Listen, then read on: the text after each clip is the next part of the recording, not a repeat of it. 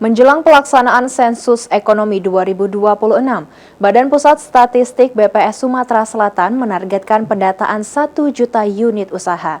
Kesiapan dan akurasi data menjadi perhatian dalam pertemuan BPS Sumsel dan Komisi 10 DPR Republik Indonesia.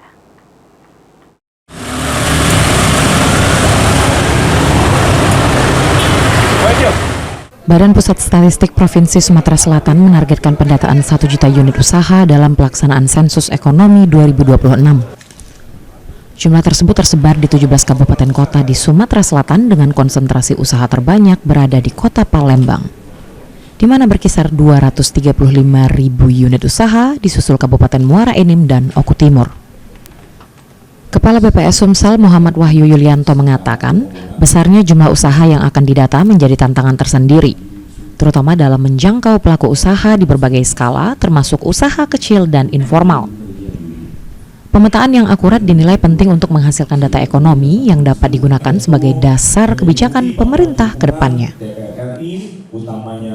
Target kita itu hampir 1 juta usaha di Sumatera Selatan yang tersebar di 17 kabupaten kota, dan memang terbanyaknya itu ada di Kota Palembang. Kota Palembang itu kurang lebih sekitar 235.000. Kemudian Muara Enim terbesarnya, kemudian Oku Timur itu yang akan kita data. Dalam kunjungan kerjanya, Komisi 10 DPR RI menekankan pentingnya evaluasi terhadap pelaksanaan sensus sebelumnya. Wakil Ketua Komisi 10 DPR RI Himatul Aliyah menilai berbagai kendala di lapangan mulai dari partisipasi respon hingga pola komunikasi pendataan menjadi perhatian serius agar sensus ekonomi 2026 berjalan lebih efektif. Komisi 10 datang hari ini dalam rangka bentuk tugas pengawasan DPR RI, dan kami juga tadi meminta data-data, kemudian juga kami menggali apa yang menjadi permasalahan di Sumatera Selatan.